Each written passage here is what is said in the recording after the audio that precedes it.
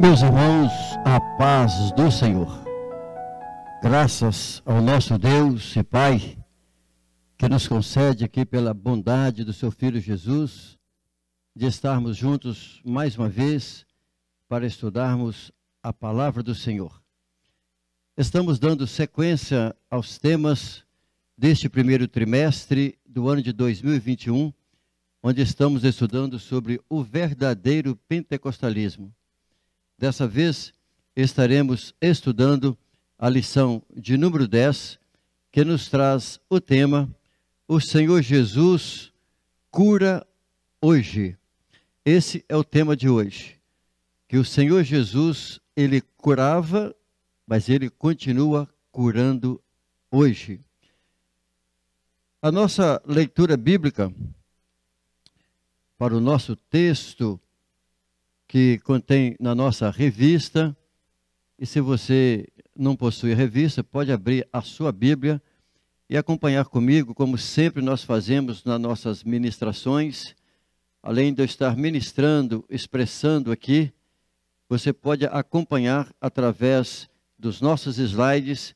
Eu vou transferindo sempre e você poderá revisar posteriormente através deste canal no YouTube. A leitura do nosso texto está em Isaías, no capítulo de número 54, Isaías 53, dos versos 4 ao verso 6, e ainda em Mateus, no capítulo 8, apenas os versos 16 e o 17. Vamos ler o texto de Isaías 53, dos versos 4 ao 6.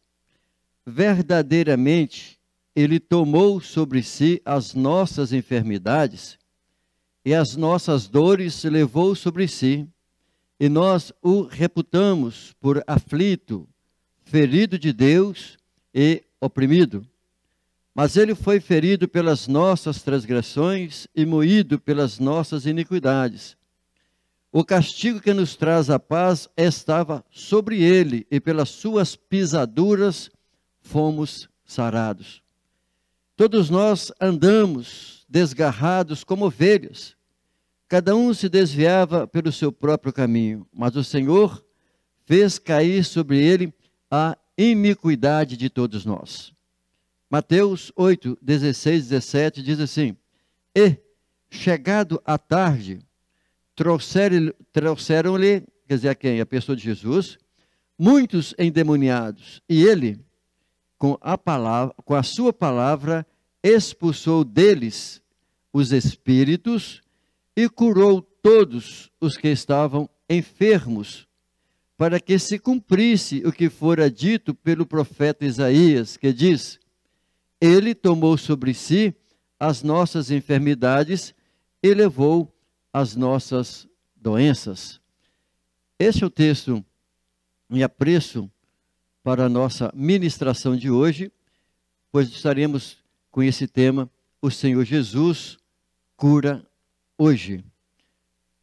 Pretendemos, com base no conteúdo da nossa aula, tratar no nosso objetivo geral. Qual que é o nosso objetivo geral da nossa aula hoje? Esclarecer que a cura de enfermidades é um dos benefícios da obra redentora do Calvário. Ou seja, o propósito de Deus na pessoa de Jesus, de levá-lo ao Calvário, assim como nós lemos parte do capítulo 53 de Isaías, é a nossa salvação, a nossa restauração. Mas também, um dos propósitos do Senhor Jesus é curar as nossas enfermidades. O que mais machuca em nós, na verdade, são as doenças. Tanto é que nós temos ouvido tanto das pessoas dizer o seguinte, que não tem nada mais valioso nesse mundo do que a saúde. É comum nós ouvirmos as pessoas expressarem: pode-se ter a maior quantidade de dinheiro do mundo, se não tiver saúde, o que se fazer com dinheiro? Porque muitas das vezes, e há muitas pessoas abastadas, com recursos que possuem nas suas contas bilhões de dólares, e com todo o avanço da ciência, da medicina, há muitas enfermidades que têm levado muitas pessoas à morte. Mas uma das funções, um dos benefícios também que o Senhor Jesus trouxe na cruz é de curar as enfermidades. E nós estaremos estudando sobre isso nessa noite. Muito bem. Dentro, com base nesse tema que nós iremos estudar, nós veremos que o ensino sobre a cura divina é uma doutrina que é muitíssimo pregada por nós pentecostais. Isto por quê? Pelo fato do evangelho ele ser completo. Ele lida com todas as áreas da nossa vida, tanto as espirituais, também quanto as físicas, questões sociais, morais, enfim, o evangelho é pleno. Tanto envolvido com as questões da nossa alma, também quanto as questões corporais. Então, assim como Jesus, ele realizou no seu ministério muitas curas, repreendendo, expulsando as enfermidades e também libertando as pessoas da opressão de Satanás. Da mesma forma, ele continua operando hoje através da igreja, curando, libertando os enfermos e os oprimidos.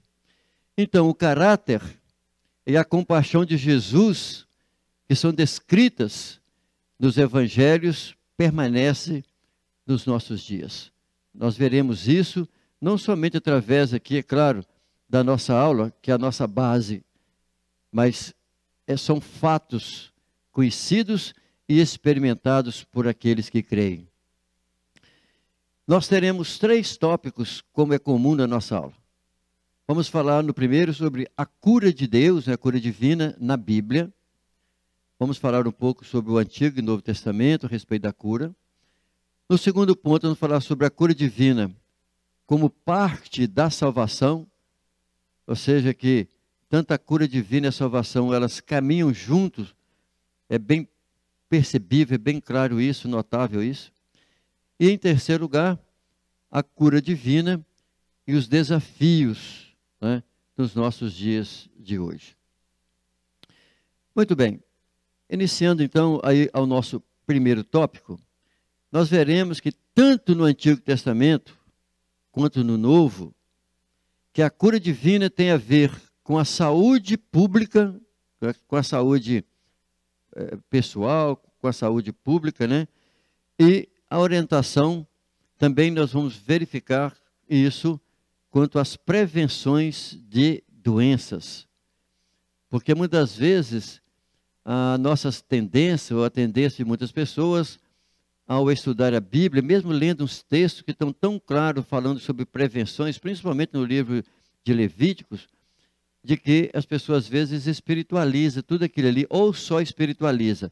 Mas muitas das vezes também é claro que mesmo com as questões físicas, também há um lado espiritual em algumas questões. Mas a gente encontra as passagens do Antigo Testamento claramente abordando a respeito da higiene, a respeito da saúde pública.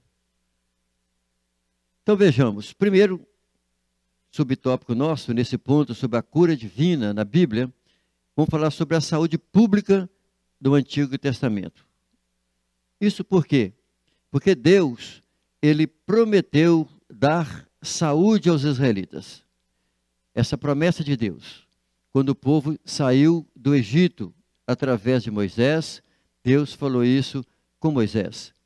Mas uma coisa também deveria que teria que ficar bem claro para com o povo de Deus, de que eles deveriam cumprir o pacto do Sinai, ou seja, os mandamentos, os preceitos de Deus.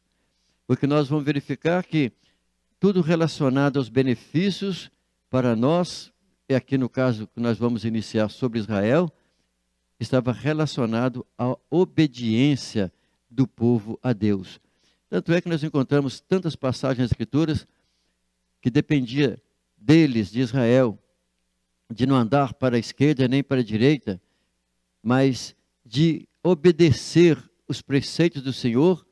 E o próprio Deus diz isso, por exemplo, em Deuteronômio 28, que essas bênçãos viriam sobre ti, sobre a vida dos israelitas. Nós encontramos tantos textos dizendo a respeito da chuva, de todas as variações dos climas, mas tudo estava relacionado à obediência de Israel para com Deus. Do contrário, Deus iria ferir a Israel, os israelitas. Por isso que em Êxodo, no capítulo 15, o verso 26, você pode acompanhar comigo aí na tela mesmo, onde nós temos uma frase dessa passagem que diz: nenhuma das enfermidades porei sobre ti como pus sobre o Egito, porque eu sou o Senhor Rafá, ou seja, eu sou o Senhor que te sara. Aqui está a promessa de Deus para os israelitas, pronunciada por Moisés. Porque os israelitas puderam ver todas aquelas pragas, as pestes, as doenças que Deus colocou nos egípcios. E a promessa de Deus em tirá-los da escravidão foi através dos patriarcas Abraão, Isaque e Jacó, e eles agora estariam sendo libertos através de Moisés, mas a promessa de Deus é que nenhuma enfermidade Deus colocaria neles, assim como Deus colocou nos israelitas. Isso mostrava, tanto é que quando nós olhamos para Deuteronômio no capítulo 6, nós vamos verificar lá a partir do verso 4 até lá no verso 9, onde o texto, o próprio Moisés, antes de passar o Egito, antes de passar o Jordão, Moisés, antes de dar todas as... Melhor, voltando aqui o texto. Antes da morte de Moisés, e antes do povo passar o Jordão, já que Moisés não iria passar o Jordão, mas ele repete a lei para aqueles que estavam vivos, isso cerca de 38 a 40 anos depois que haviam saído do Egito. Então Deus, através de Moisés, diz assim que essas leis que coloque no teu coração, ordenando que esteja do teu coração, que ensinai os teus filhos, né, amando ao Senhor, isso de que quando, em que momento, horário e dia.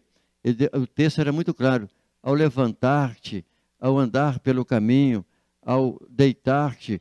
Ou seja, a proposta de Deus é que em todo tempo os israelitas estivessem centrados na pessoa de Deus para todas as coisas que eles viessem a fazer. Então deveria colocar nas ombreiras, nas portas, os textos bíblicos, passagens dos 10 mandamentos. Para quê? Para que os israelitas, ele então pudessem estar sempre lidando com as coisas do Senhor, com a sua mente, com o seu coração centrado nas coisas do Senhor. E isso, o propósito de Deus é para quê? Para que eles andassem continuamente na presença do Senhor. Então a cura das enfermidades, das doenças em Israel era real. O povo viveu, presenciou durante os períodos em que ele esteve junto com Moisés, ou posteriormente, através dos sacerdotes, das curas que Deus efetivou através do próprio processo de fé. Nós encontramos no livro do profeta Jeremias, uma passagem trazida aqui pelo nosso comentarista, por exemplo, o versículo, capítulo 17 e o verso 14 de Jeremias, também o capítulo 30 e o verso 17 de Jeremias, nós encontramos passagens aqui em outras áreas do Antigo Testamento, mas essa é bem específica. Por exemplo, Jeremias 17 e o verso 14 diz assim, o texto em relação à situação em que estava Judá. Olha o que diz o texto: cura-me, ó Senhor, e serei curado. Salva-me e serei salvo, pois tu és o meu Senhor. O mesmo livro de Jeremias, no capítulo 30, e o verso 17 diz assim: mas te restaurarei a saúde. Porque aqui está tratando da restauração de Israel. Mas te restaurarei a saúde e curarei as tuas chagas, diz o Senhor, porque te chamam a enjeitada, dizendo, é Sião, por quem ninguém já pergunta. Ou seja, a situação seria tão grave, são dos judeus, e que eles nem chegariam mais a mencionar a respeito da situação deles. Mas o texto da promessa de Deus é que o Senhor iria restaurar a saúde deles e também curar as suas chagas, ou seja, doenças porosas, né, feridas que eles tivessem. Então isso mostra, através desse texto de Jeremias, em especial o momento em que Israel estava vivendo, em momento que a tribo de Judá estava vivendo, porque eles seriam levados por causa das suas desobediências para a Babilônia, que o remédio, né, deles não estava nos médicos, mas, ou seja, como os povos vizinhos, eles tinham sempre os seus médicos, né, tinham os seus pajes, os seus sacerdotes lá dos seus deuses, eles corriam a eles, mas os textos aqui estão deixando bem claro que a situação deles seria resolvida através de quem? Através de Deus. Quem iria curá-los, quem iria sarar, quem traria saúde ao povo seria Deus. É claro que com isso, Deus não está dizendo também que as pessoas não poderiam utilizar dos recursos, né, da própria natureza que Deus criou, das plantas, etc. Mas a saúde, quem pode nos dar e providenciar a saúde para nós é Deus. Isso aí é mais do que evidente. Vamos tratar disso mais à frente, porque se o Senhor não quiser, não permitir a cura, remédio nenhum irá trazer para nós a cura. Veja que, se nós olharmos o livro de Levítico, grande parte do livro de Levítico é que ali está o manual do sacerdote, as funções, a maneira como os sacerdotes deveriam lidar, os levitas deveriam lidar no meio do povo. Isso porque em Israel estaria lá, em todas aquelas 12 tribos, deveria estar espalhado entre elas os sacerdotes, os levitas, para ensinar a lei, para ensinar, orientar o povo, como andar no caminho do Senhor, como lidar nos preceitos, nos juízos do Senhor. E o livro de Levítico era o livro básico, era o manual dos próprios sacerdotes para isso. E quando nós olhamos o capítulo 15 do livro de Levítico, espero que você depois, com carinho, possa fazer isso, se ainda não olhou, mas você pode dar uma olhadinha, não somente no capítulo 15, no 17, mas vários outros textos que nós encontramos no livro de Levítico, falando sobre a questão da higienização, da pureza, da imundícia. O capítulo 15, por exemplo, nós vamos encontrar aqui tratando sobre o quê? Sobre as questões das impurezas, tanto no relacionamento de homem como de mulher, para a higienização. Nós temos que entender que a Bíblia, na verdade, ela é um manual em todos os aspectos para a vida do ser humano. Questões pessoais de limpeza, enfim, de tudo.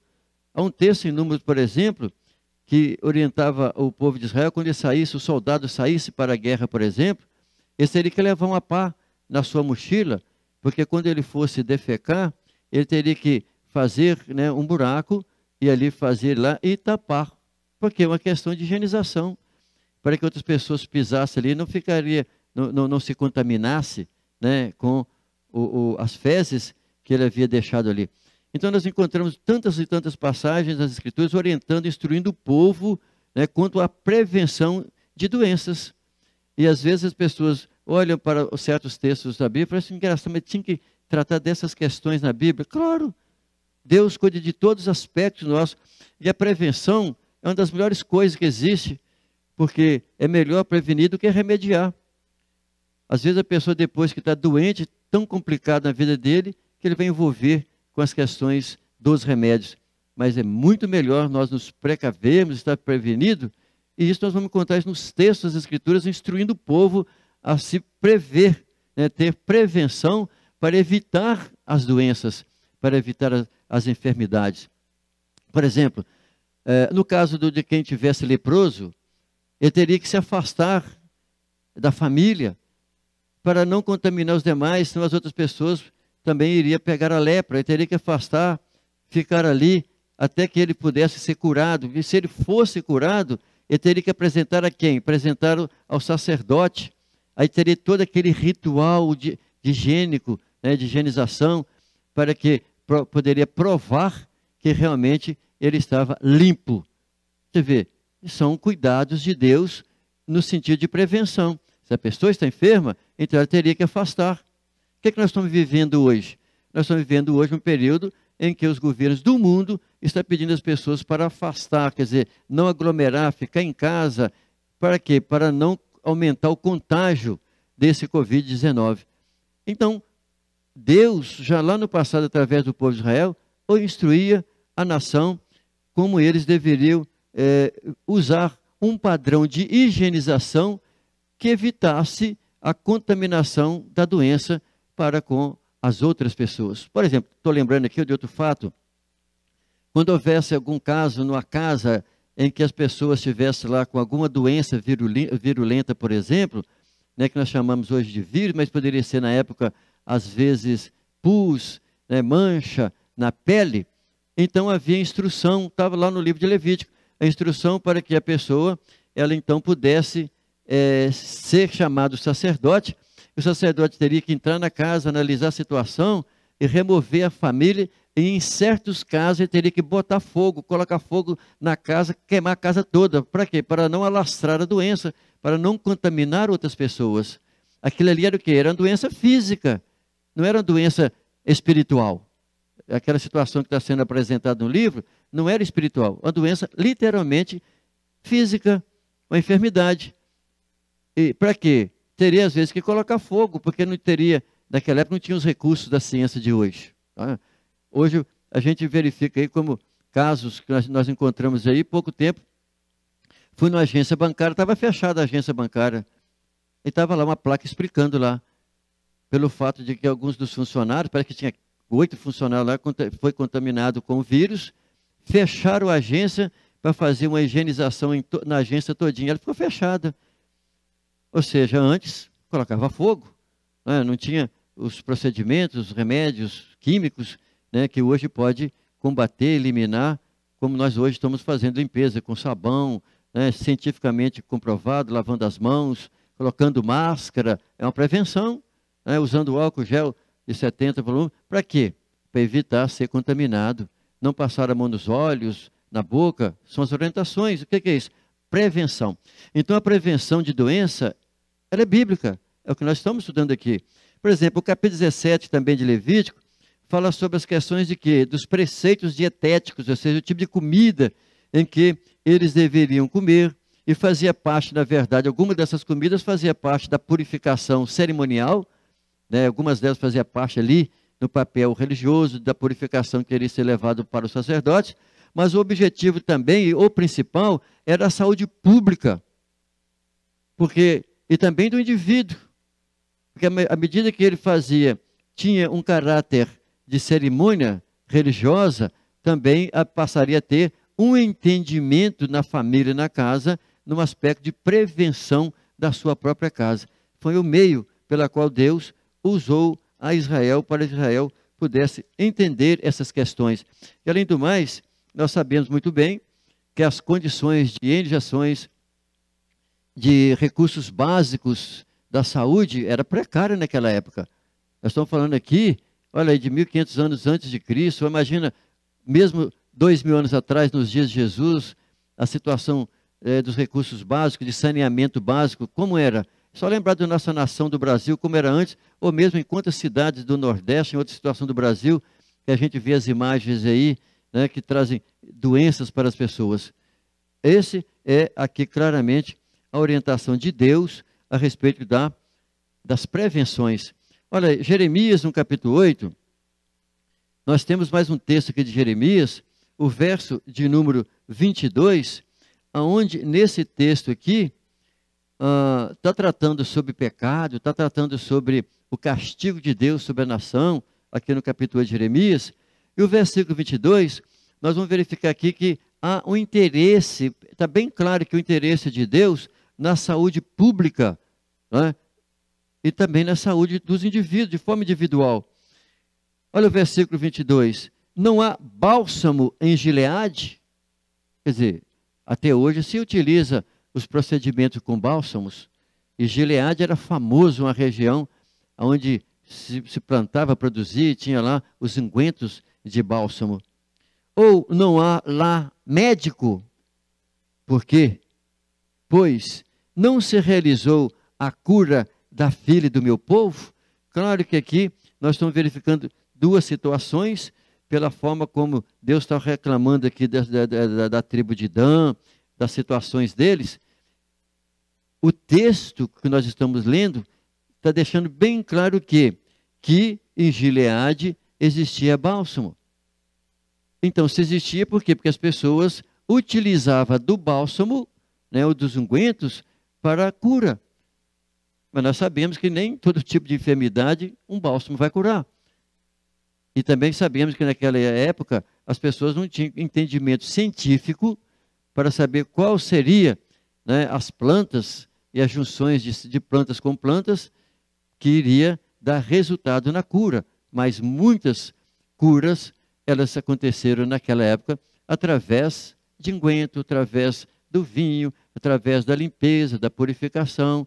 A Bíblia mostra claramente a respeito de vários exemplos de prevenções que eram utilizados em Israel. Agora verifica uma coisa interessante que o nosso comentarista aborda, dizendo o seguinte, que a religião ela é um veículo realmente eficaz para a conscientização da população quanto à prevenção de doença. Ou seja, por que a religião?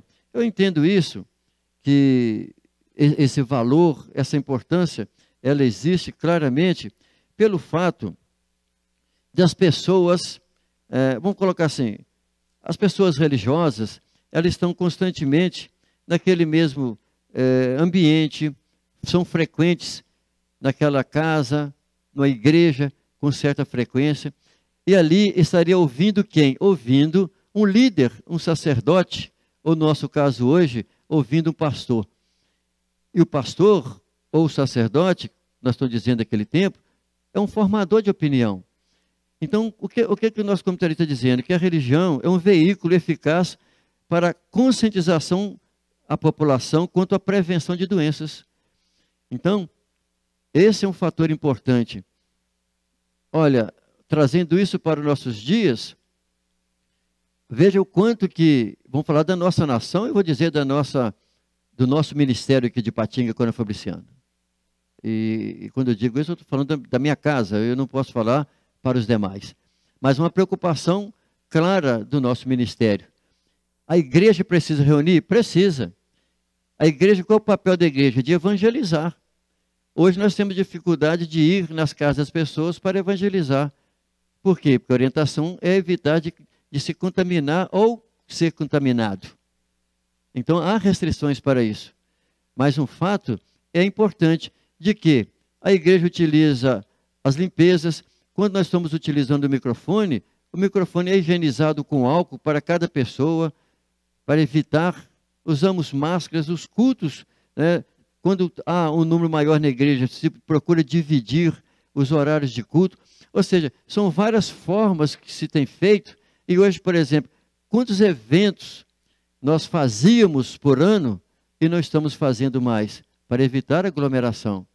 Alguns eventos, por exemplo, estão sendo divididos por horário. Igual, por exemplo, teremos um evento posteriormente aqui, daqui a pouco, desse mês próximo, que vai ser dividido por grupos. Um grupo menor no horário, um grupo maior no outro.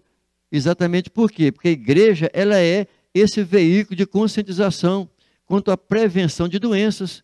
Porque sabemos que esse vírus ele é contagioso. Eu mesmo sei claramente, porque eu tive o vírus. E quantas outras pessoas tiveram, outros até ficaram enfermados, e quantos tempos e dias no hospital entubado, outros até vieram a óbito. Então a igreja, claro, ela tem esse papel, e nós não podemos, né, omitir esse papel importante, E veja que o Antigo Testamento já utilizava isso, Deus já instruía isso para os israelitas através de quem? Através dos sacerdotes, dos levitas. Olha, quando nós olhamos os textos no Novo Testamento, nós temos várias passagens no Novo Testamento que vão fazer algumas orientações e interpretação de casos semelhantes a esse que eu estou dizendo, que acontecia no Antigo Testamento. Então, ou seja, o Novo Testamento ele mostra que a finalidade, né, da prevenção era uma questão de saúde pública e não de purificação espiritual para a salvação. Ou seja, ali estava a obediência. Mas não quer dizer que a pessoa, só de ela se banhar, dela se lavar, ela estava a salvo. Não. Tinha alguma coisa correlacionada. Mas não quer dizer que a pessoa só se purificava, ela estava a salvo. Fazia parte do cerimonial. Mas o fator principal era literalmente a fé, a obediência ao Senhor nosso Deus. Por exemplo, eu vou utilizar, eu estou colocando na tela aí, você pode ler depois, Mateus capítulo 15, o verso 17 ao 20, Romanos capítulo 14, o verso 2, que é um texto muito conhecido, mas eu vou ler apenas 1 Timóteo 4, dos versos 3 ao 5, devido ao nosso tempo, mas você poderá fazer essa leitura posteriormente. Veja que nos diz o texto de 1 Timóteo 4, do verso 3 ao 5. Aqui está falando a respeito das apostasias que viria a acontecer. Mas olha o que ele vai dizer. Que proíbe o casamento, a ordenança que proíbe o casamento, aqui está falando exatamente o quê? Que nós vamos viver nos últimos dias tempos de apostasia da fé. Ou seja, de que pessoas vão proibir. Né? O texto está dizendo isso aqui. Por quê? Por causa da mente cauterizada. Então ele vai dizer que proíbe o casamento e ordena a abstinência de alimentos, olha, que Deus criou para os fiéis. O que ele está dizendo? Que os alimentos foram criados por quem? Por Deus. Para quem? Para os fiéis, para quem crer, para quem tem fé.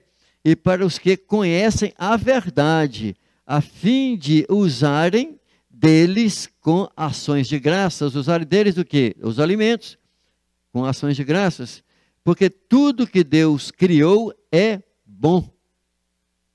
E não há nada que rejeitar, sendo recebido com ações de graças.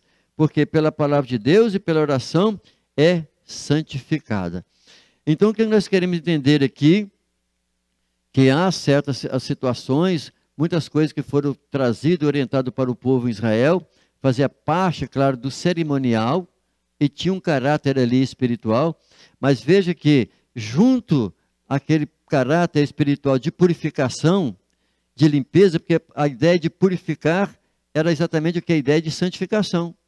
E não é diferente se nós transferirmos isso para os nossos dias. Ou seja, nós utilizamos como metáfora, o Espírito Santo nos purifica de todo mal, de todo pecado. Ou seja, e também quando nós utilizamos coisas que não agradam a Deus, isso significa o quê? Que nós estamos sujando o nosso corpo. E quem é que pode limpar o nosso corpo, a nossa alma, no aspecto espiritual? Somente Deus. Então, por isso que o nosso comentarista está trazendo essa orientação de que o Novo Testamento mostra que a finalidade dessas abordagens que nós fizemos no Antigo Testamento, até mesmo agora desses textos que estamos lendo no Novo Testamento, é uma questão de saúde pública. Por que isso? Porque Deus está interessado na saúde das pessoas. E Deus orienta os procedimentos. Ele quer que as pessoas tenham saúde. Então, entenda que todo o ritual de purificação do corpo, aquelas coisas que aconteciam, na verdade, não daria o sujeito à salvação, só o fato de se lavar. Veja que quando porque ali era exatamente mostrando, apontando, porque isso seria feito posteriormente na pessoa de Jesus. Aquele apontava para a obra e o sacrifício de Jesus. O sumo sacerdote, por exemplo, toda manhã, o que ele tinha que fazer? Tinha que lavar e tinha que se purificar, lavar o corpo. Era um ritual. Tinha um caráter espiritual? Tinha. Mas não quer dizer que aquela limpeza ali de lavar apenas queria resolver o problema dele. Veja que ele teria que fazer isso, ele teria que oferecer um sacrifício. Então, tudo estava relacionado à fé, à obediência a Deus. Não apenas o aspecto físico de se lavar, mas a limpeza representa o papel, a ação do Espírito Santo de nos purificar e de nos limpar. Essa é a abordagem que nós vamos encontrar do Antigo Testamento para o Novo Testamento. E lembrando de que o propósito de Deus constantemente está sempre focalizando a saúde pública. Aí vamos finalizar aqui sobre a cura divina. Na Bíblia vamos tratar sobre o Novo Testamento. Assim como Deus curava as enfermidades, né? Então nós temos vários casos, né, de cura através dos profetas. Mas no Novo Testamento também nós temos aí as passagens apresentadas no Evangelho, nos 4 Evangelhos, claramente a maneira, as ações de Jesus. Nos dias de Jesus, o número de enfermos era altíssimo. É tão interessante quando nós estamos lendo os Evangelhos, como que existia pessoas doentes nos dias de Jesus. E, na verdade, não é diferente dos nossos dias, né? O número de enfermidade é altíssima. Às vezes as pessoas só não se manifestam, não se apresentam. Basta ir nos hospitais, qualquer horário do dia ou da noite, nós vamos constatar o número altíssimo de pessoas enfermas buscando recursos nos hospitais. Então, nos dias de Jesus, o número de enfermos era alto. E Jesus curava aquelas pessoas das suas enfermidades. O interessante é que quando o fato de Jesus curar, né, aquelas pessoas das suas doenças, das suas enfermidades, então aquilo chamava a atenção do povo para si.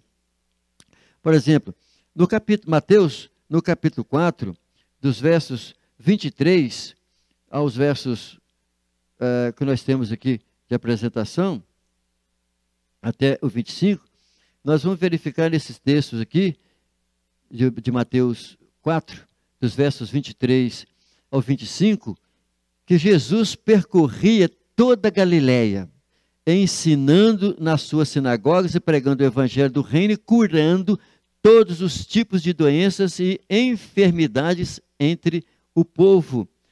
Olha, a sua fama correu por toda a Síria e traziam-lhe os doentes acometidos de várias doenças e tormentos. Olha, endemoniados, lunáticos, paralíticos, e ele os curava. Seguia-no grandes multidões da Galiléia, de Decápolis, de Jerusalém, da Judéia e também do outro lado do Jordão. Isso mostrava o tamanho de pessoas enfermas. Na verdade, o povo está enfermo, o povo está doente, não somente fisicamente, mas também, em especial, espiritualmente. Se há doença espiritual, se as pessoas estão doentes espiritualmente, evidentemente que as doenças do corpo, da alma, elas estão transbordando por aí. Então, o objetivo de Jesus vindo ao mundo era para salvar os pecadores, mas por causa da miséria humana, ele operou muitos milagres, prodígios e maravilhas. E as pessoas seguiam Jesus. E é claro que a gente sabe que muitas pessoas eram curadas por Jesus, apenas ficava curado, mas não seguiam o Senhor, não obedeciam o Senhor. Tanto é que Jesus, né, chegou a dizer que muitos me diziam Senhor, Senhor, apenas nos lábios, mas no coração estava longe do Senhor Jesus. Assim como aquelas pessoas, aqueles 10 leprosos, que Jesus curou aquelas pessoas, aqueles 10 da lepra, Jesus falou assim, vá ao sacerdote, apresenta-te ao sacerdote. Então eles tiveram que ir ao sacerdote para passar todo aquele período de purificação, de contestação, para provar que realmente eles estavam purificados da lepra. E depois de comprovado que estavam todo aquele rito semanais que teria que existir, aí o sacerdote autorizava que eles então pudessem conviver em sociedade. Veja o texto bíblico que diz que daqueles 10 que foram curados e atestados que foram curados pelos sacerdotes, somente um voltou para louvar, para agradecer a Deus. Então muitas pessoas são curadas pelo Senhor, recebem esse benefício da cura, mas não segue o Senhor. Mas veja que é uma das maneiras de Deus tocar nas pessoas, das pessoas ser sensibilizadas. E o único que tem poder para curar enfermidades, dessas que nós estamos falando, é Jesus. Ele tem poder para curar as enfermidades. E se nós olharmos os registros de Mateus 9,36, que são semelhantes ao que eu acabei de ler, Marcos 6,34, que o Senhor ele se compadecia pelos enfermos. Olha, ele se compadecia dos oprimidos de espírito, porque essas pessoas elas andavam como ovelhas desgarradas. Que o ser humano, a metáfora, o ser humano se perdia, andava daqui por ali procurando as coisas, se perdia. Então Jesus curava, porque ele se compadecia dessas pessoas. E da mesma maneira, Jesus se compadece por nós, e Jesus, ele continua curando e dando libertação às pessoas. Quando nós olhamos, por exemplo, o capítulo 16 do livro de Mateus, nós vamos encontrar aqui, Jesus ele ministrava a cura ao povo, e essa promessa, ela é clara para os nossos dias. Isso significa que Jesus, ele curava as enfermidades, libertava as pessoas da opressão, e Jesus, ele continua fazendo isso e curando as pessoas. Veja que o próprio versículo 20 diz assim: então ordenou aos discípulos que a ninguém dissesse que ele era o Cristo, devido que os milagres que Jesus fazia e as perturbações, porque ainda não era chegada a hora dele. Os textos que nós temos nos evangelhos são tão claros da presença de Jesus, curando as enfermidades, libertando as pessoas das enfermidades. E a gente para, irmãos, para olhar, para pensar nesses momentos, a graça do nosso Deus operante em nossas vidas, tanto naqueles dias no seu ministério, quanto hoje.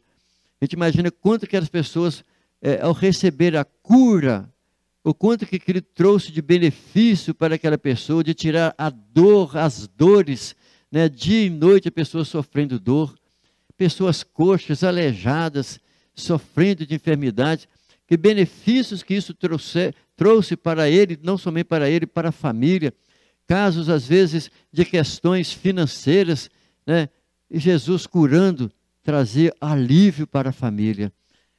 Graças, nós louvamos a Deus pela graça, pela misericórdia do nosso Senhor, em ainda continuar restaurando a saúde das pessoas. Indo para o nosso segundo ponto, nós vamos analisar nesse tópico que o texto profético, lá de Isaías 53, e o seu cumprimento no Novo Testamento mostram que a salvação e a cura divina caminham juntos. O capítulo 53 de Isaías é um texto profético que fala sobre o ministério de Jesus, a obra redentora de Jesus e as maravilhas e os prodígios que Jesus viria a realizar. Porque o profeta Isaías, ele profetizou esse texto 700 anos antes do nascimento de Jesus. E nesse texto de Isaías, e com base do que nós falamos agora, e com base em vários outros textos do Novo Testamento, nós vamos verificar que sempre as curas divinas estão atreladas, estão associadas à salvação. Olha, salvação é um termo, que se aplica a diversas ações de Deus. Salvação. As pessoas estão em busca de um Salvador. O Senhor nos salvar da nossa doença, de nos livrar de alguma situação. Ou seja, quem faz isso é um Salvador. O Salvador que foi lá e resolveu o problema daquela pessoa. Esse é o Salvador. Então nós encontramos a palavra salvação, é um termo que se aplica a muitas ações de Deus. No Antigo Testamento, salvação ela é aplicada em favor de Israel como livramento, ou seja, que Deus livrou Israel dos inimigos. O que é isso? Salvou Israel daqueles inimigos.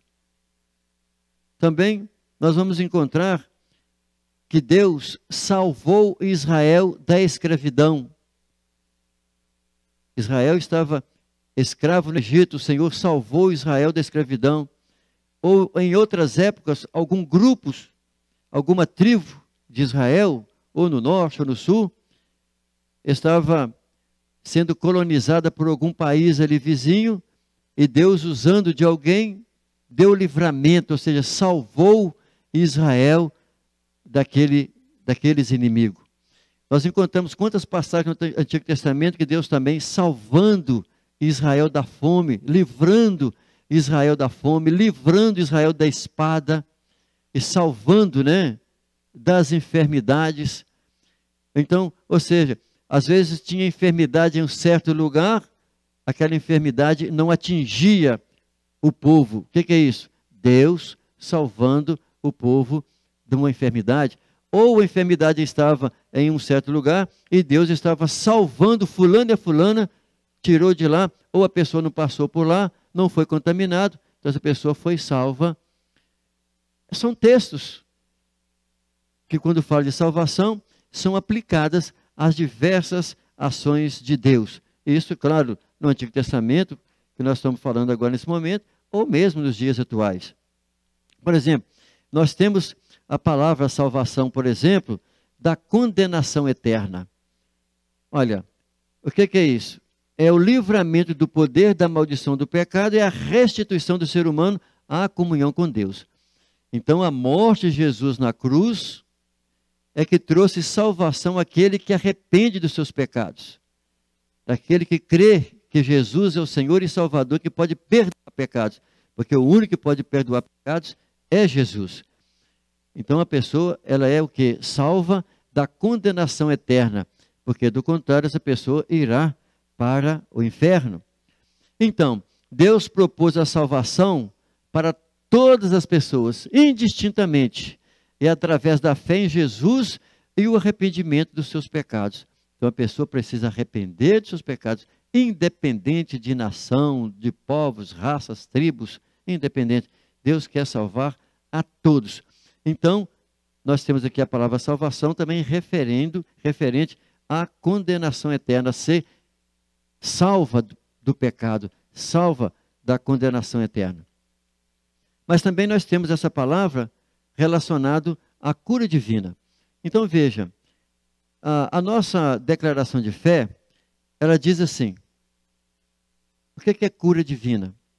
É um ato da soberania, graça e misericórdia divina. Então a cura divina é o quê? É um ato da soberania de Deus. Ele é soberano. Nós oramos, a oração da fé é poderosa para salvar. A Bíblia fala, lá em Tiago, que se alguém enfermo, procura os enfermos, e a oração da fé vai curar o enfermo. E orienta ainda para ungir com azeite. Por que ungir com azeite? Porque o azeite, ele representa a pessoa do Espírito Santo. É para estimular a fé da pessoa.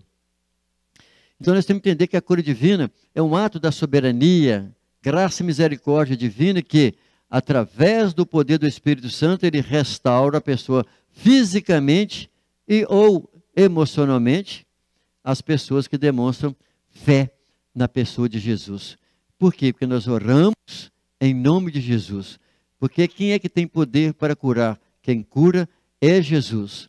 Nós apenas apresentamos as pessoas e cremos que Jesus tem poder para curar e Ele quer curar. Mas temos que entender que esse ato de cura pertence à soberania dele, do Senhor Jesus. Isso por quê? Porque Ele cura quando, como Ele quer. Então nós fazemos aqui a ministração da unção com óleo em nome de Jesus sobre os enfermos, porque o Senhor quer curar as enfermidades. Veja que também há outros textos, outras passagens que nós às vezes lidamos e encontramos Jesus quando ele apresentava as pessoas ao Senhor Jesus, ele curava as pessoas e dizia: vá, a tua fé te salvou.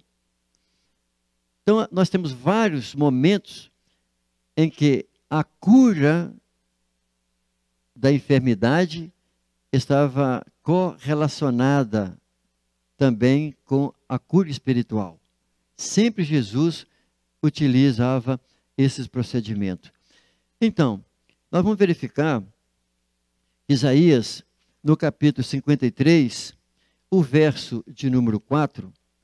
Vamos fazer um paralelo com 1 Pedro, a primeira epístola de Pedro 2 e 24.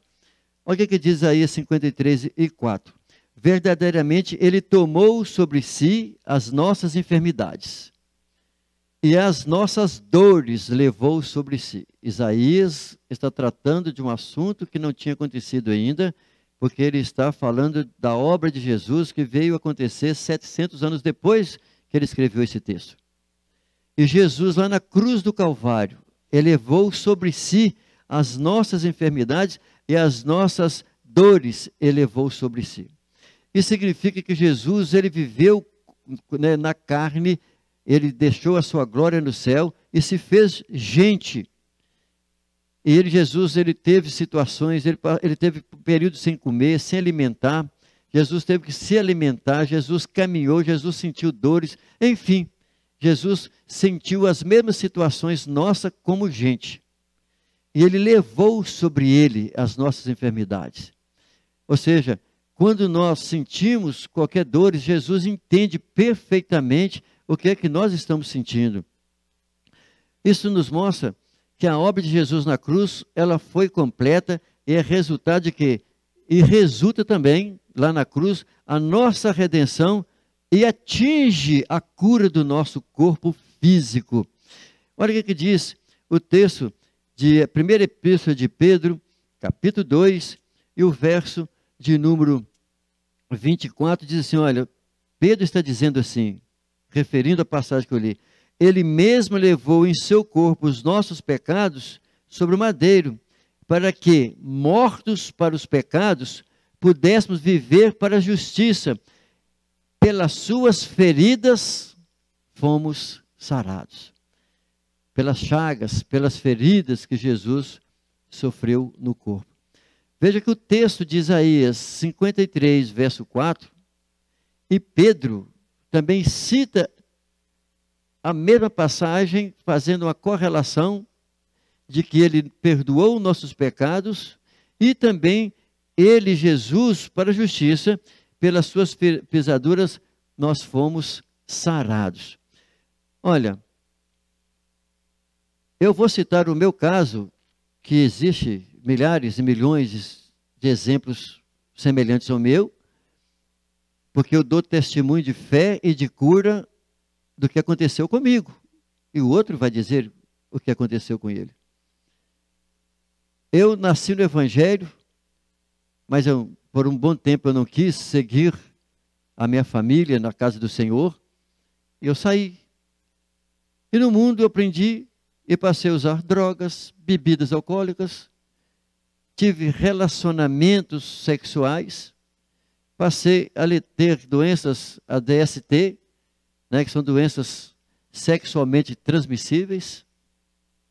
E quando eu, no período quando eu aceitei Jesus, eu estava com 25 anos, devido à proporção minha de bebidas alcoólicas, não tanto de droga, mas de bebidas, e da vida minha com as questões da sexualidade, eu me contraí de algumas doenças venéreas, que são chamadas, né, hoje, tecnicamente, DST.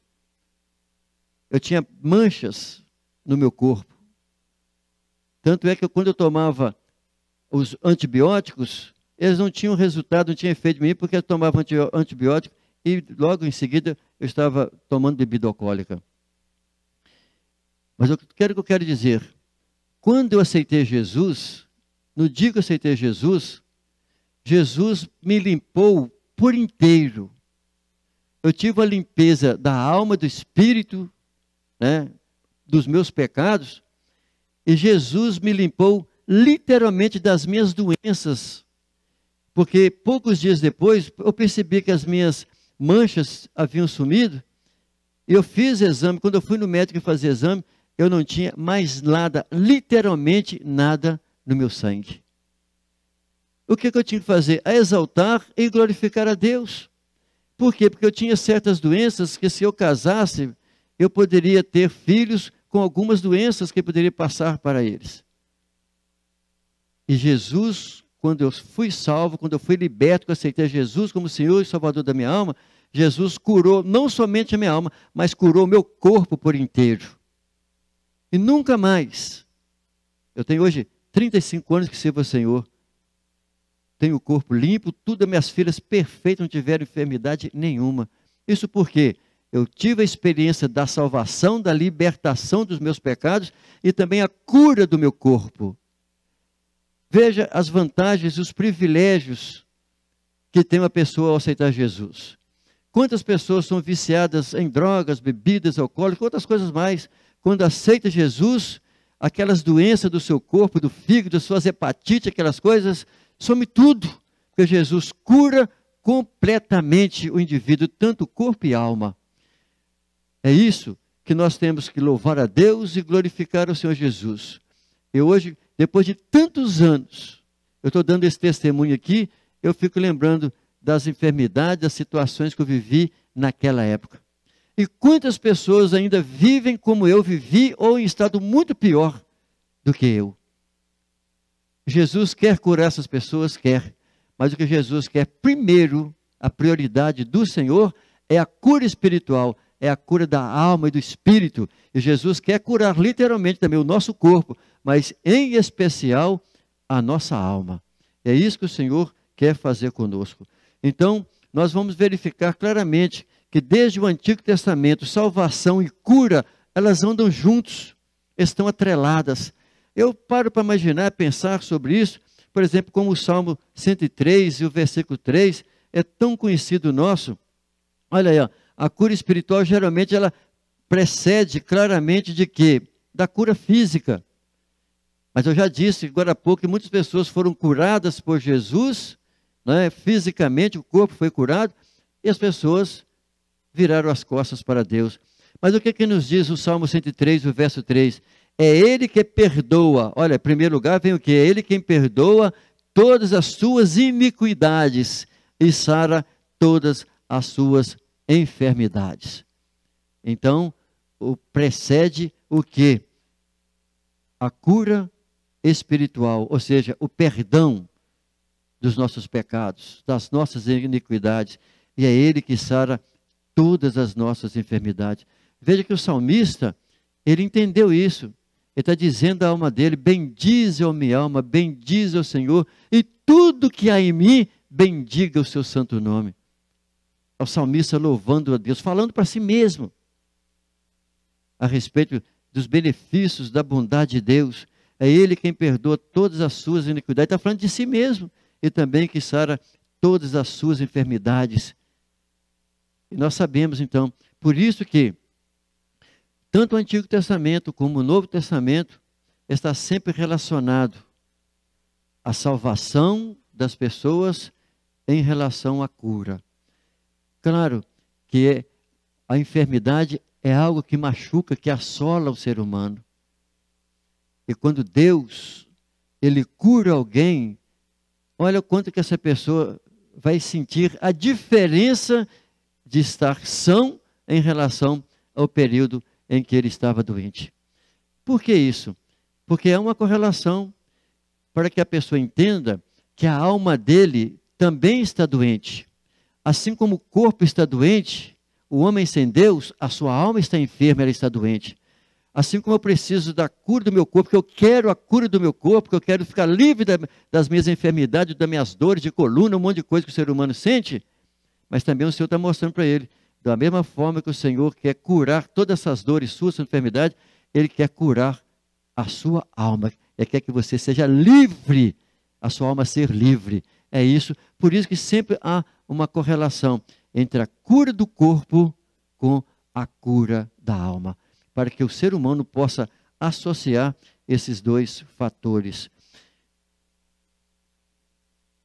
Por que isso? A vontade de Deus, eu quero ler só o texto de Hebreus, melhor, Tiago. Tiago, no capítulo 5, nós vamos encontrar o texto nos mostrando com clareza como que Deus, nesse capítulo 5 e o verso 15, diz assim, olha, e a oração da fé salvará o doente. O Senhor o levantará. Se houver cometido pecados, ser-lhe-ão perdoados. Olha que coisa interessante. Aqui, sempre, voltando aqui, está o quê? A vontade de Deus é curar a alma e o corpo. Está sempre uma correlação dessa dor que está no corpo, também com uma dor que há na alma. Você vê que o salmista, no Salmo 42, ele diz que a minha alma anela por ti, ó Deus. Por que isso? Porque o nosso corpo, ele foi feito do pó da terra. E também ele voltará para a terra. Mas essa parte imaterial nossa, ela veio de Deus. E ela quer voltar ao Senhor. Porque a nossa alma sabe claramente que se ela não voltar ao Senhor, o sofrimento dela será eterno, distante do nosso Deus. Isaías 53, nós estamos quase agora finalizando esse segundo ponto nosso, que trata sobre a cura divina como parte da salvação. Veja que Isaías 53, os versos 3 e 4, diz assim, olha, era desprezado, quem? Jesus, e o mais indigno entre os homens, homem de dores, ele, e experimentado no sofrimento. Alguma versão fala no trabalho. Como um de quem os homens escondiam o rosto, era desprezado, e não fizemos dele caso algum. O verso 4 diz assim, verdadeiramente ele tomou sobre si as nossas enfermidades e as nossas dores levou sobre si. Contudo, nós o consideramos como aflito, ferido de Deus e oprimido. Então veja que o Novo Testamento, ele interpreta Isaías 53 como a provisão de Deus em Cristo para a cura física e também a cura espiritual. Então o versículo, olha aí, Mateus 8, vejamos o que nos diz. O texto de Mateus 8, que é um fato que ocorreu na casa da sogra de Pedro. O capítulo 8, nós temos aqui uma narrativa dos versos 14 ao 17, mas a nossa intenção aqui é focalizar apenas o 17. Mas veja que o contexto aqui é que Jesus ele foi à casa de Pedro, e lá na casa dele estava lá a sogra, e ela estava acamada e com febre. E Jesus tocou-lhe a mão, e a febre deixou a sogra de Pedro. Então logo ela voltou a trabalhar, a servir, ficou curada por inteira. E chegou a par da tarde, o que aconteceu? Trouxeram muitos endemoniados a ele, e através da palavra deles, ele expulsava os demônios e curou todos os enfermos. E o verso 17, então, nós temos aqui o texto dizendo, olha, isto aconteceu para que se cumprisse o que fora dito por intermédio do profeta Isaías. Quem está falando isso aqui? Mateus. Ele está citando o caso que aconteceu dos milagres de curas e libertações de demônios na casa de Pedro, onde Jesus curou a sogra de Pedro e também as outras pessoas. Então Mateus está dizendo que isso aconteceu para que se cumprisse o que fora dito pelo intermédio do profeta Isaías, que ele tomou sobre si as nossas enfermidades e levou as nossas doenças. Então veja que o Novo Testamento ele interpreta Isaías 53 como a provisão de Deus em Cristo para a cura física e espiritual. Essas duas coisas elas estão correlacionadas. Olha o verso 5 de Isaías 53. O verso 5 diz assim, olha, mas ele foi ferido pelas nossas transgressões e moído pelas nossas iniquidades. O castigo que nos traz a paz estava sobre ele, e pelas suas pisaduras, ou seja, pelas suas feridas, fomos sarados.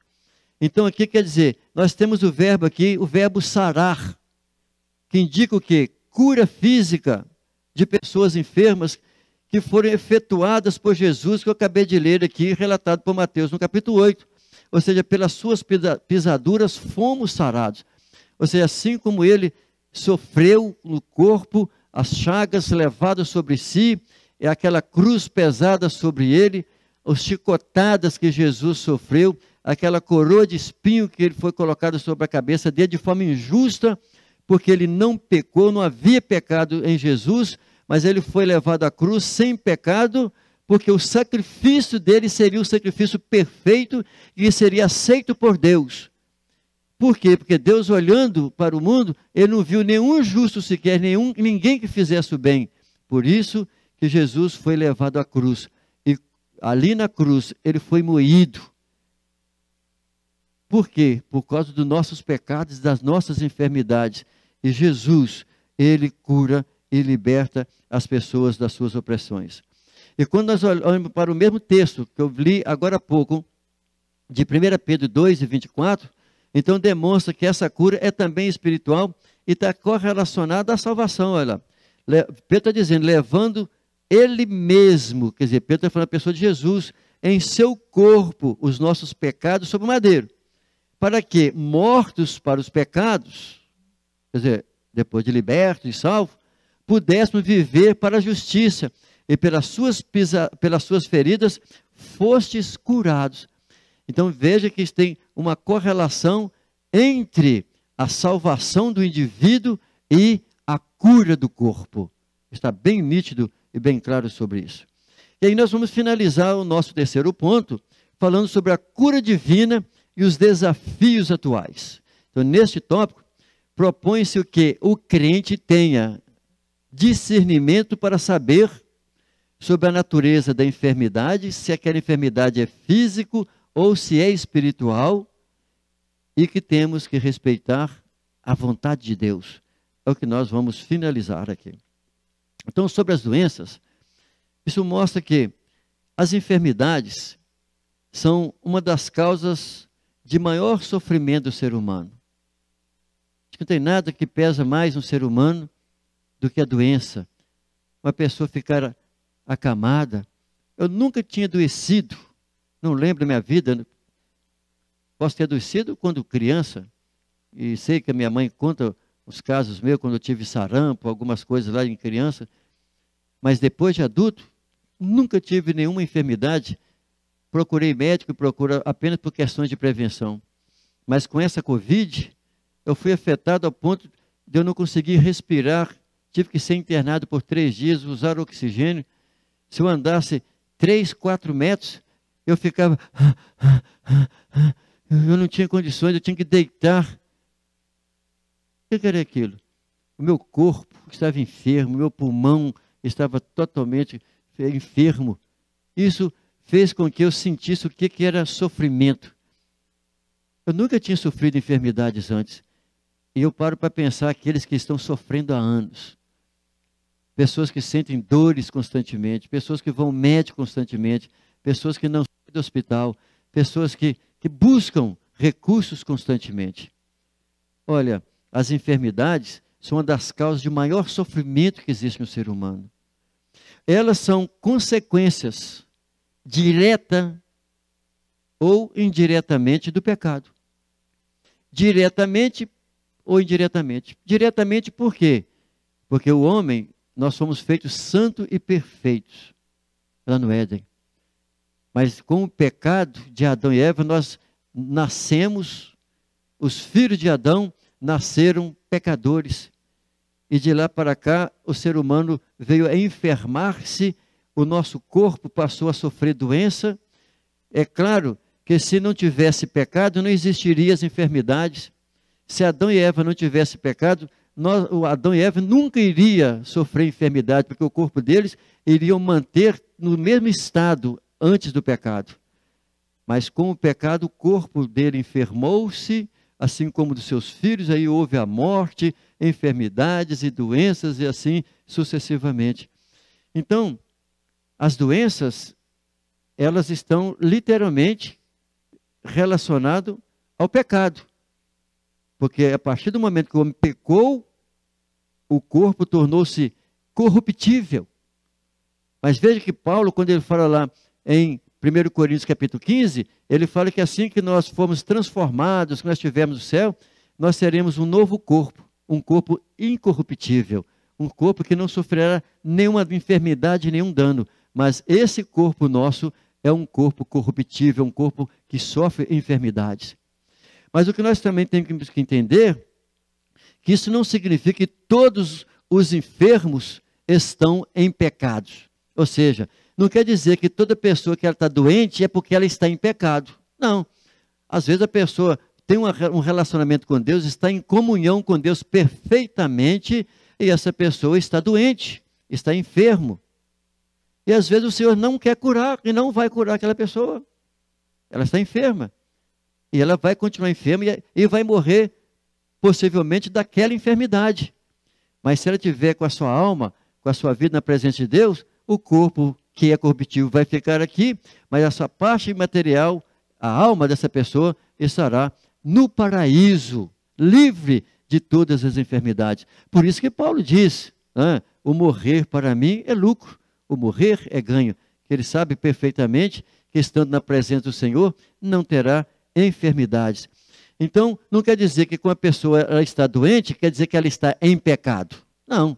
Agora, é claro que há também pessoas que possam estar em pecado e sofrer doenças, enfermidades por causa daquele pecado dele. Por quê? Porque certos pecados geram morte, certos pecados levam o quê? À enfermidade. Então, muitas das vezes a pessoa ela se envolve em certas situações que ela acaba sendo levada a enfermidades. Olha, deixa-me ler um texto aqui de João capítulo 5, e o verso 14, nós vamos encontrar que Jesus ele havia curado o paralítico, né? O paralítico lá de Betesda, aquele ali que estava ali no tanque de Betesda. Veja o que aconteceu. Ele estava ali, um homem inválido, né? 38 anos que ele estava ali e querendo receber a cura ali no poço de Betesda, que passasse alguém, o colocasse na água, ele seria curado. O que aconteceu? Jesus, aproximando dele, o curou e disse, levanta-te, toma a tua esteira e anda. E aquele homem foi curado, tomou sua esteira e passou a andar, e era um dia de sábado. Está vendo? Criou um problema lá, que eu não quero entrar nisso aqui, do nosso assunto. Quando chega no verso de número 14, o que nós vamos ver? Mais tarde, Jesus o encontrou no templo. Posteriormente, Jesus foi ao templo, encontrou ele lá e disse, olha o que Jesus falou para ele, olha, agora já está curado. Olha, você lembra? Você estava lá, 38 anos doente, não podia andar, agora você está curado. Não peques mais, para que não te suceda coisa pior. Veja que o texto é muito claro, não peques mais, para que não te suceda coisas pior.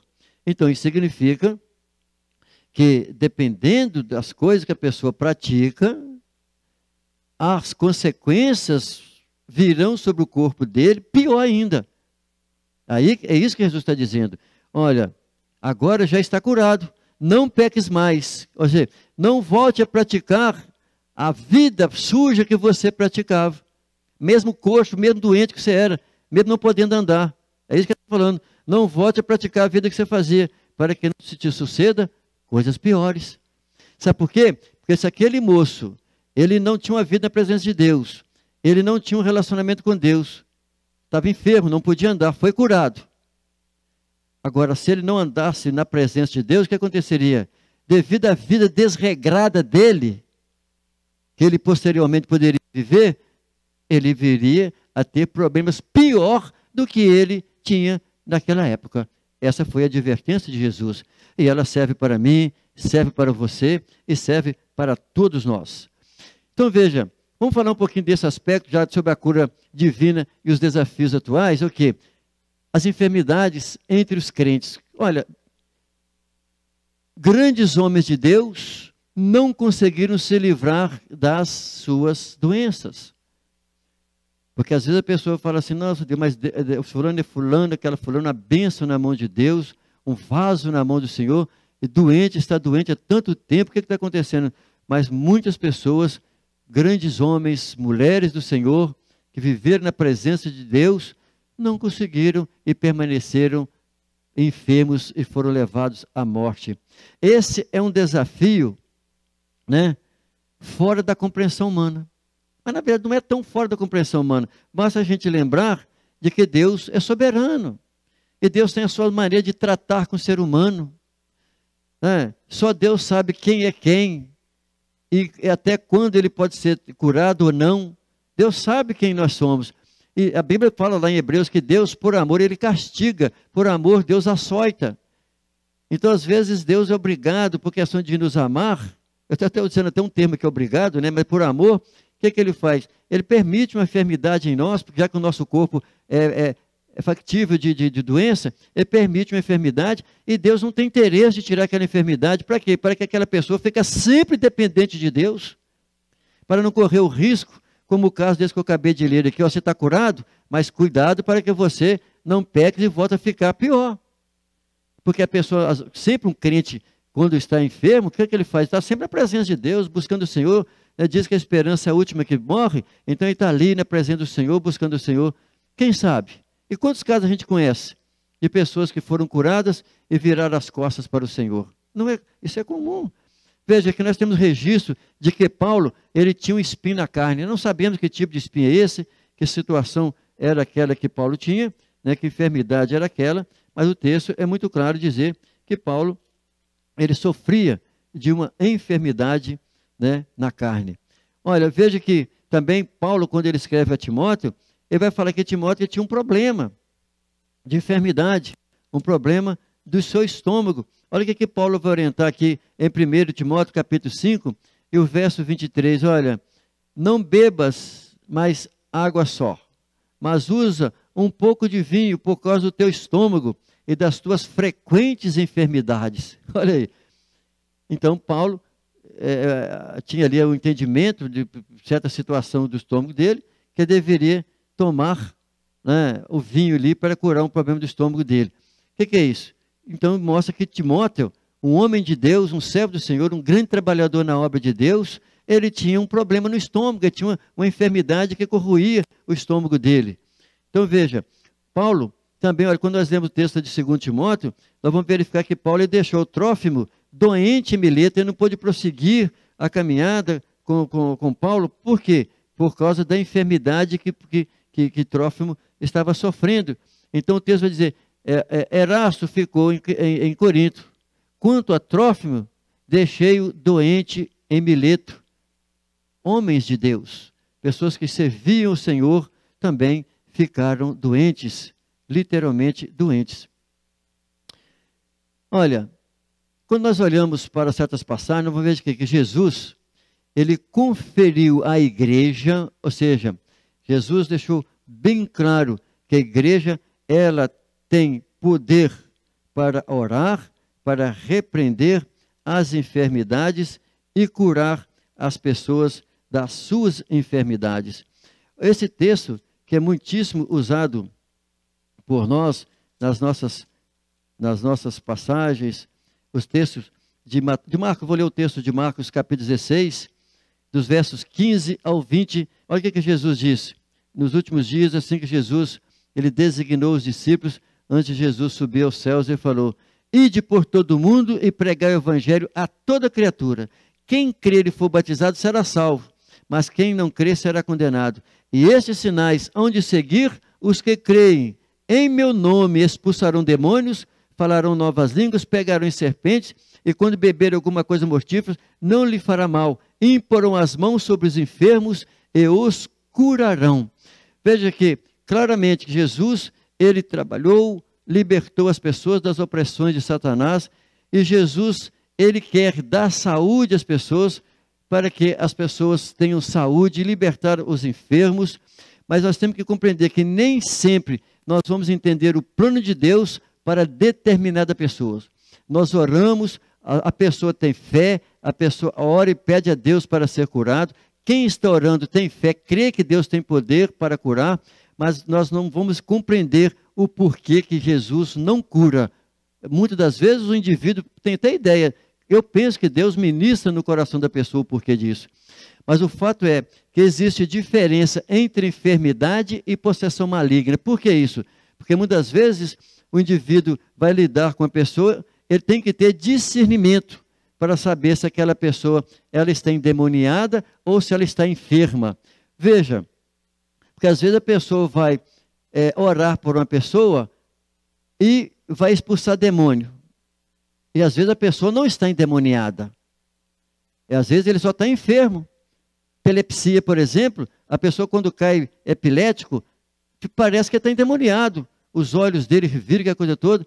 E às vezes a pessoa vai orar, né, vai expulsar demônio da pessoa. Mas não tem demônio, tem o quê? Ele é enfermo, ele está doente. E é preciso ter o quê? Discernimento, entendimento sobre isso. E também vai deixar o doente, né, constrangido com essa situação. Mas há casos que são diferentes. Por exemplo, nós temos um caso na Bíblia, que eu vou citar aqui apenas um deles, para nós já encerrarmos a nossa aula, de que os discípulos não puderam, com um jovem, um lunático, que ele caía, né, e tinha problemas, ele tinha a ideia que ele tinha epilepsia, porque ele caía no fogo, caía na água, e os discípulos foram orar por ele.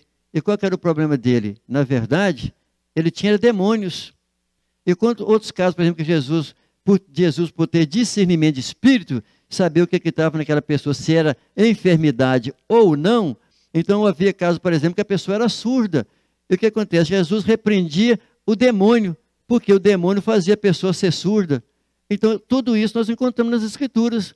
Mas para sabermos disso, nós temos que ter discernimento de Deus. É Deus quem vai nos mostrar, vai nos dar discernimento, se aquele caso ali, a enfermidade dele, se ele está doente, se ele está ali com um problema físico, é de doença, ou se é uma possessão demoníaca. E pode ser uma possessão demoníaca, mas para isso, nós temos que ter discernimento de Deus para essas situações. E assim eu quero concluir, que nós entendemos que a vontade de Deus, ela é soberana. Jesus cura quando quer, Jesus cura como quer e aonde Ele quer. E não da maneira que às vezes nós pensamos. Mas todavia, é fato que a cura divina, ela é real e é para os nossos dias. Da mesma maneira que eu acabei de ler o texto de Marcos, no capítulo 16, é para os nossos dias. Ir e pregar o Evangelho. E esses sinais, eles seguirão aos que creem. Então Jesus, ele tem curado as enfermidades no meio do seu povo. Por isso, meu irmão, minha irmã, nós encerramos a nossa aula com esse tema que Jesus cura hoje. Nós somos pentecostais. E um dos nossos lemas é esse, que Jesus cura, batiza com o Espírito Santo e nos leva ao céu. As pessoas estão sofrendo em dois aspectos, fisicamente com as enfermidades e também espiritualmente na sua alma. E normalmente quando a alma está enferma, o corpo sofre com a alma enferma. E Jesus quer curar. E nós vamos orar nessa hora, agradecendo a Deus pela grande salvação das nossas vidas. E agradecer a Deus porque Ele tem permanecido em nós através da pessoa do Espírito Santo, nos dando livramento e nos livrando das enfermidades. Mas nós vamos orar também nessa hora pela cura. Eu creio que Jesus tem poder para curar, assim como Ele curou aquelas pessoas nos dias dele, no seu ministério, assim como Ele autorizou a igreja para orar pelos enfermos, eu creio. E eu vou orar por você. Vamos ministrar a bênção nessa hora. Você que me acompanha, eu gostaria que você, diante de Deus, com fé, vamos orar juntos. E vamos pedir a Jesus para que Ele possa restaurar a sua saúde, que Ele possa te curar por completo. Mas lembre-se, o que o Senhor mais está interessado é na cura espiritual de cada um. Pai, em nome de Jesus, as pessoas que me acompanham nessa hora, Pai, eu quero orar a Ti em especial, primeiramente pela cura da alma, Senhor.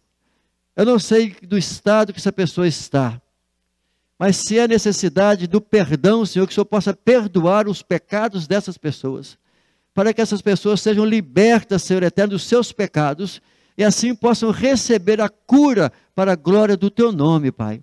E assim eu oro e peço assim, Pai, que o Senhor possa perdoar os pecados dessas pessoas que confessam a Ti nessa hora, Senhor, e arrependem dos seus pecados. Ó Pai, eu oro a Ti em nome de Jesus e repreendo, Senhor, a enfermidade, Senhor. Eu expulso, Senhor eterno, a enfermidade dos corpos dessas pessoas que acompanham comigo nessa oração. Eu repreendo em nome de Jesus que seja curado, que esse corpo seja curado, que todas as doenças psicossomáticas da mente e do corpo seja liberta, seja curada. Em nome de Jesus, eu repreendo e expulso essas enfermidades desses corpos que acompanham a minha oração, em nome de Jesus, para a glória de Deus Pai. E você, meu irmão, minha irmã, que nessa hora, que tem sentido a graça do Senhor, a restauração, testifique do que Jesus fez com você. Que Deus abençoe e até a nossa próxima aula.